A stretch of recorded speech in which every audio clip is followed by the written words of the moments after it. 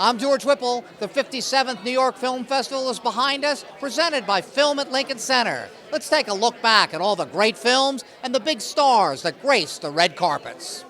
The opening night of the 57th New York Film Festival attracted a galaxy of stars, including Spike Lee, Martin Scorsese, Joe Pesci, Robert Deniro, Al Pacino, Harvey Keitel, Bobby Cannavale, Ray Romano, Stephanie Krzuba, Catherine Narducci, Kirsten Dunst, Maggie Gyllenhaal, John Turturro, Bo Dietl, David O. Russell, and Mike Myers.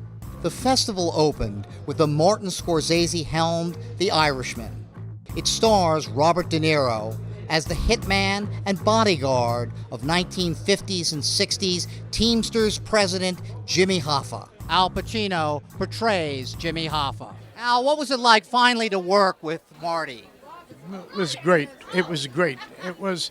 I kind of expected it though because he's so great, you know. And I've known him throughout the years. I almost worked with him a couple of times, and it was It was just fun to be around him. And the big thing is he takes care of you, so you're able to let go and do all kinds of things because you know he's got you covered. What was it like working with Marty again? It's been 20 years. All good, all great. We had a great time. I could have shot another 6 months. The film magically de-ages its actors. What was it like de-aging? I don't know. Somebody else did it for me.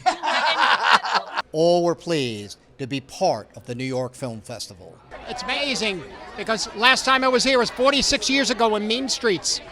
That wasn't a bad movie either. I thank you. One of the highlights of Day 2 of the 57th New York Film Festival, presented by Film at Lincoln Center, was Pedro Almodvar's autobiographical Pain and Glory. This intensely personal cinematic memoir stars Antonio Banderas as Almodvar. He won the Best Actor Award at this year's Cannes Film Festival for his performance. A movie that talks pretty much about reconciliation, about forgiveness, about coming to terms with yourself, with life, with your friends, with your lovers, with your family. And I think probably that is what has been one of the motifs of being very successful in Europe of this movie, because anybody travels through life with a suitcase filled with miseries and greatnesses, with pains and glories. This is the 11th time that the New York Film Festival has featured one of Almodóvar's films. Most of those films have been fiction. This one has a little fact. Tell me about the film. Is it truly autobiographical? Because it seems to be the story of your life. What is part of that? I mean, I started at the beginning. I started inspiring the protagonist. I mean, the character of Antonio in my situation and in myself. But you know, I mean, since the script was developing, fiction came in immediately, and it was. I mean, and at the end, it was much more important fiction than reality. I mean, my reality. Wasp Network is Penelope Cruz's second film at the festival. She also played Pedro Almodóvar's mother in his autobiographical film, Pain and Glory. What was it like being Pedro's mother on screen in that movie? That was incredible. It was such an honor. Yeah. I love Pedro, as you know, and I met his mother, and he told me beautiful stories about Pedro when he was a little kid, and I love the film so much. And I love having both movies in this festival.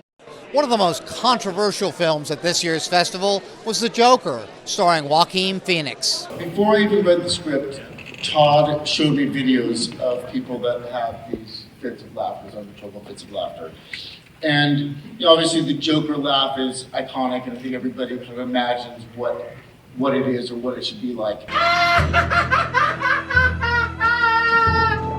And I thought that it was a really smart way of approaching that laugh. And I think that probably informed the way that I researched the character and how we created it.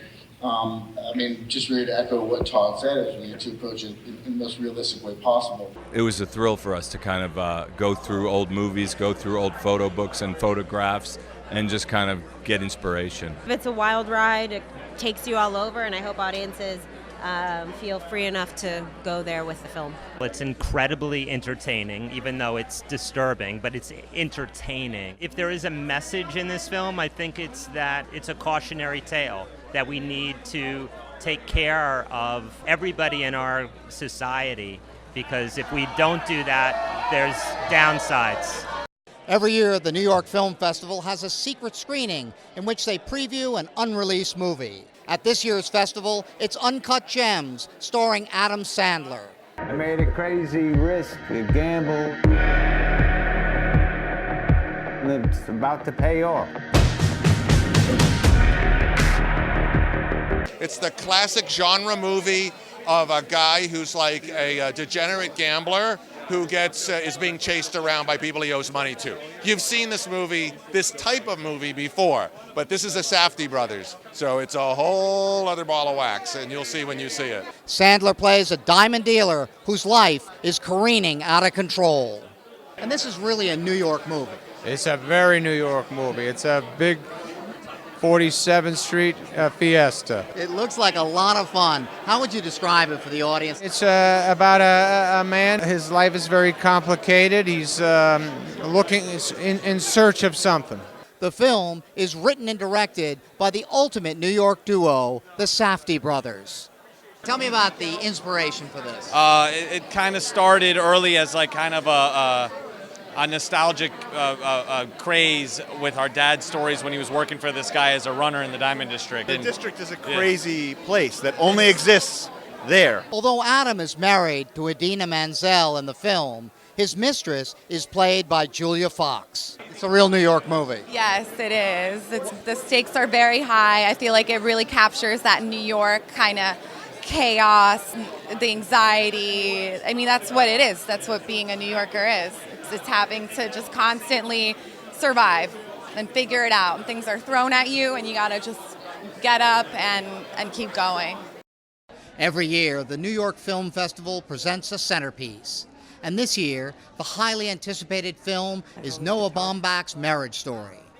It stars Adam Driver as a New York City-based theater director and Scarlett Johansson as his soon-to-be LA-based ex-wife. She is a mother who plays, really plays.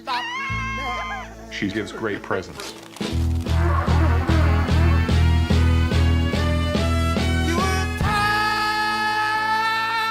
Yes, of course, the film has a lot of upsetting, arguments and scenes, and it goes to all those different kinds of what we may perceive to be ugly places. But what remains, and I think what I'm so touched with when I read the script, when I see the film, is love.